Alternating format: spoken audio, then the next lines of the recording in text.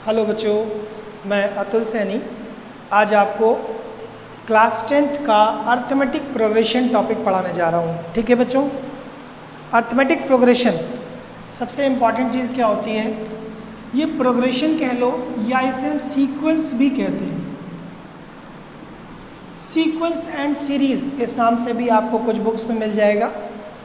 Sequence का मतलब क्या होता है या प्रोग्रेशन का मतलब क्या होता है? इसका मतलब सिंपल सा होता है कि numbers are arranged in ascending और डिसेंडिंग ऑर्डर। मतलब नंबर्स को हम असेंडिंग या डिसेंडिंग ऑर्डर में अरेंज करें तो वो कहलाता है सीक्वेंस। ठीक है भाई। अब जब नंबर्स को अरेंज कर रहे हैं लाइक 1 2 3 4, ये असेंडिंग ऑर्डर हो गया। मान लीजिए मैं लिख रहा हूँ 10 9 8, ये डिसेंडिंग ऑर्डर हो गया। तो इस तरह के नंबर्स को हम लिखते हैं असेंडिंग और डिसेंडिंग ऑर्डर। इस तरह से अरेंज करते हुए बेटा हम बहुत कुछ फाइंड कर सकते हैं, जैसे 2 4 6 8। और आपसे मैं पूछता हूँ कि भाई 10th टर्म बताइए, तो आपने कहा सर सब डबल हो रहा है, तो ये कितना हो जाएगा 10th टर्म 20, और nth टर्म कितना हो जाएगा 2n, डबल हो रहा है। ठीक है कि नहीं? तो इस तरह से हम असेंडिंग या डिसेंडिंग ऑर्डर में किसी भी पर्टिकुलर सीक्वेंस का पर्टिकुलर टर्म निकाल सकते हैं। लेकिन ये मेथड कहलाया, जैसे मैंने मान लीजिए लिख दिया 1 स्क्वायर 2 स्क्वायर 3 स्क्वायर, तो 10th टर्म कितना होगा 10 स्क्वायर, nth टर्म कितना हो गया n स्क्वायर। तो इस मेथड को बेटा नाम दिया गया hit and trial method. Hit and trial method. लेकिन इस तरह से हम सभी सीक्वेंस को नहीं सॉल्व कर सकते थे, तो इस बात को ध्यान में रखते हुए 3 तरह की सीक्वेंसेस को क्रिएट किया गया। जैसे पहला एपी अर्थमेटिक प्रोग्रेशन, दूसरा जीपी ज्योमेट्रिक प्रोग्रेशन, तीसरा एचपी हार्मोनिक प्रोग्रेशन। मतलब एपी तो पता ही है, GP geometric progression, harmonic progression.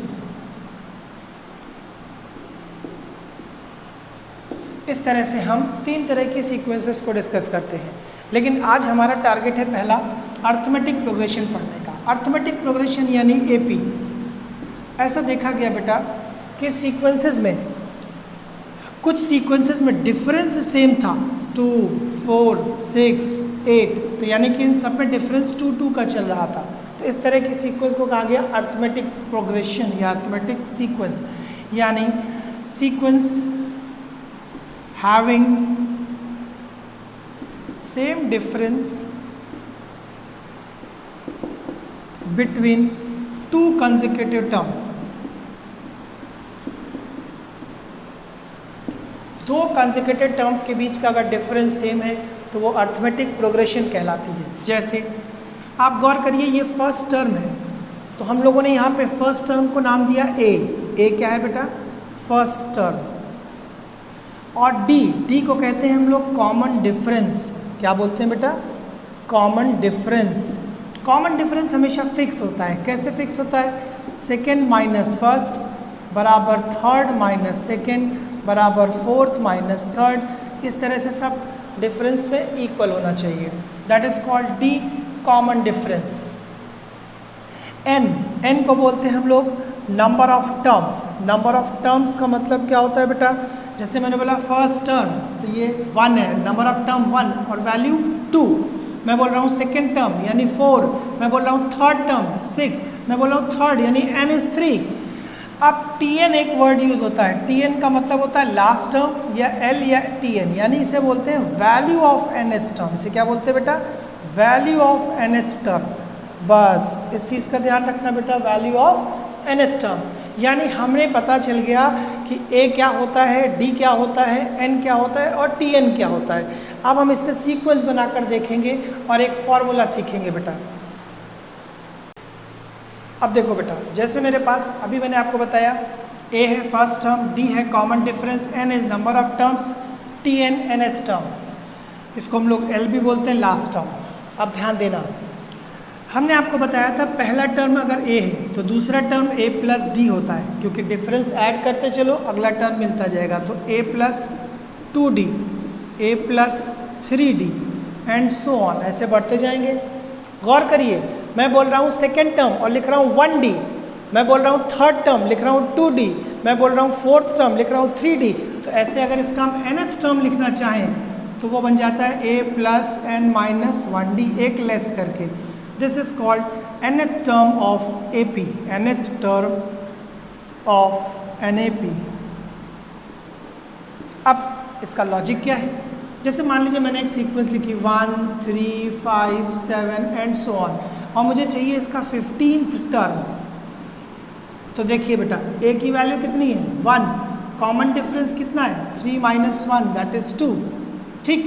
n कितना है 15, क्योंकि हमें 15th टर्म चाहिए तो हमें tn निकालना है। tn बराबर formula a plus n minus 1d, a की जगह 1 रखा, 15 माइनस 1 रखा, d की जगह 2 रखा, तो कितना आ गया बेटा 1 प्लस 28 यानी 29, यानी हमारा 15th टर्म कितना आ गया बेटा 29। इस तरह से हम tn का इस्तेमाल कर सकते हैं।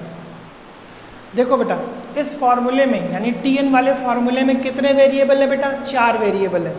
एक tn है, एक a है, एक n है, एक d है। देखो tn निकालना तो हमने सीख लिया, लेकिन अब 4 वेरिएबल है, यानी इसमें 4 तरह के तो क्वेश्चन पक्का बन रहे हैं। 4 तरह के क्वेश्चन मतलब एक बार n पूछने को दे दिया जाएगा, एक बार a पूछने को दे सकते हैं, एक बार d पूछने को दे सकते हैं। तो इस तरह से हम 4 टाइप के क्वेश्चन को डिस्कस करेंगे आपके सामने, ठीक है। पहला टाइप तो डिस्कस कर लिया, अब हम दूसरा करेंगे हाउ टू फाइंड n को देखते हैं। अब हम आपसे पूछते हैं बेटा इस तरह के क्वेश्चन में जिसमें n फाइंड करना है, तो n कैसे फाइंड करते हैं? Which term of the sequence, मतलब एक सीक्वेंस देखिए 4 7 10 13, इसका कौन सा टर्म, यानी अब n फाइंड करना है। सब प्रोसेस वही है, a की value 4, common difference 7 minus 4 that is 3। आपकी बात tn गिवन है, यानी value of nth term given है। ध्यान रखिएगा tn गिवन है, तो tn का फॉर्मूला लगाइए a plus n minus 1d, tn की जगह पर रख दिया 148, a की वैल्यू 4, n पता नहीं है, बस यहीं पर ध्यान दीजिएगा, कॉमन डिफरेंस 3, ठीक है।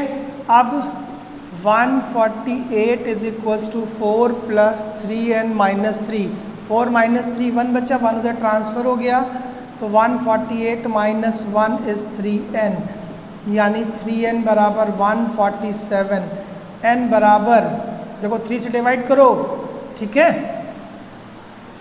3 4 ज़ा 12, 3 9 ज़ा, यानी 49th टर्म। कौन सा टर्म बेटा? 49th term will be 148। इस तरह से हम किसी भी सीक्वेंस में n भी फाइंड कर सकते हैं। अब हम बेटा नेक्स्ट क्वेश्चन करके देखते हैं। जैसे 5th term of an AP, देखना बेटा, जैसे बोल दिया गया, एक सेकेंड मैं लिख के दिखाता हूँ यहाँ पर, यहाँ थोड़ा सा ऊपर नीचे हो गया। 6th term is 5, 5th term of an AP is 6, find 11th term. ध्यान देना, कैसे निकालेंगे हम इसमें? 6th टर्म यानी T6 इज 5, यानी a प्लस 5d इज 5, और T5th टर्म इज 6, यानी a प्लस 4d बराबर 6। ये वैल्यू दोनों सॉल्व कर लेते हैं। a प्लस 5d बराबर 5, a प्लस 4d बराबर 6, दोनों को माइनस कर लेते हैं। d की वैल्यू आ गई -1, जब d -1 आ गया तो a की वैल्यू आ गई 10। देखो हमने निकाल लिया इसी इक्वेशन में पुट करके, ठीक है। अब गौर करो, मुझे 11th टर्म निकालना है। गौर करना, T11 यानी a प्लस 10d, तो कितना हो जाएगा? a की वैल्यू कितनी है 10, और प्लस 10 इंटू -1, 10 माइनस 10, यानी इट विल बी 0। तो 11th टर्म कितना आ गया? 0। तो एक बात यहाँ सामने आ गई कि अगर हमें कोई दो पर्टिकुलर टर्म गिवन हो तो हम a और d निकाल सकते हैं, और अगर a और d निकाल सकते हैं तो उसकी हेल्प से हम कोई भी टर्म फाइंड कर सकते हैं बेटा। अब हम बेटा आपको बताते हैं nth term from the end से अगर हमें nth टर्म निकालना हो, अब सीरीज को रिवर्स ऑर्डर में करना है। रिवर्स ऑर्डर मतलब कि अगर जैसे हमारे पास सीक्वेंस लिखी है ए प्लस डी, ए प्लस 2d, तो इस तरह से स्टार्टिंग से तो हमने फॉर्मूला निकालना सीख लिया था Tn is equals to a plus n minus 1d। अगर लास्ट टर्म L गिवन है तो हम पीछे से अगर काउंट करें कि एंड से फिफ्थ टर्म, तो इम्पॉर्टेंट चीज़ क्या है बेटा कि इधर से D अगर हमारा असेंडिंग है तो इधर से डिसेंडिंग है, तो इसलिए nth term of the end, nth term from the end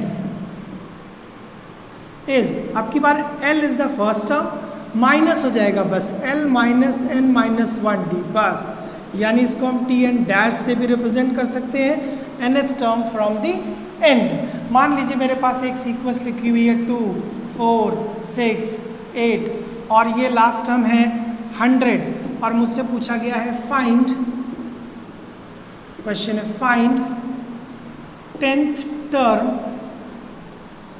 from the end. अब हमारे पास Tn डैश ये निकालना है, L है last term minus n minus 1 यानी 10 माइनस 1, D कितना है 2, तो यहाँ हो गया 100 माइनस 18, अब माइनस करके आप देख लीजिए बेटा 82।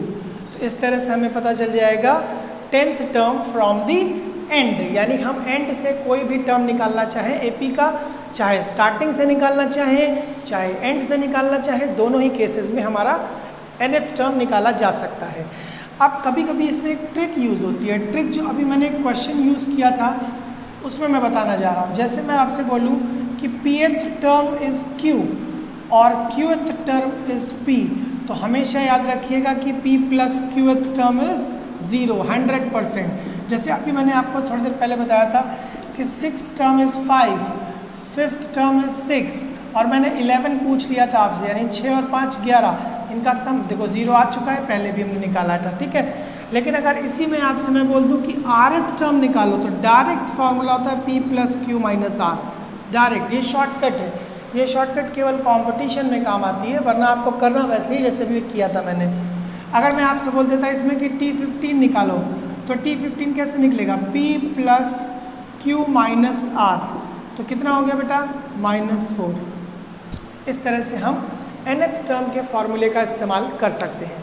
अब हम नेक्स्ट वीडियो में आपको बताएंगे सम ऑफ एपी, ठीक है बच्चों, थैंक यू।